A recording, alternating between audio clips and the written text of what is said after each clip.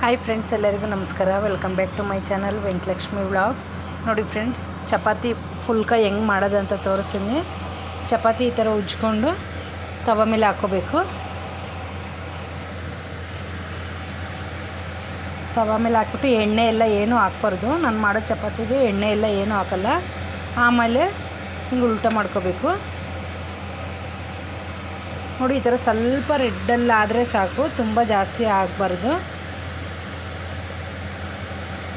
ತುಂಬ ಈಸಿಯಾಗಿ ಮಾಡ್ಕೋಬೋದು. ಇವಾಗ ಇದು ಸೈಡ್ಗೆ ಇಟ್ಕೊಂಡು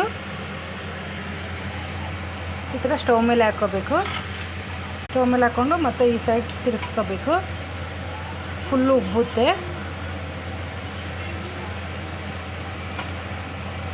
ಈ ಥರ ಎರಡು ಸೈಡ್ ಆ ಕಡೆ ಈ ಕಡೆ ನಾವು ಹಿಂಗೆ ಟರ್ನ್ ಮಾಡ್ಕೋಬೇಕು. ಅಷ್ಟೇ, ರೆಡಿ ಆಯಿತು.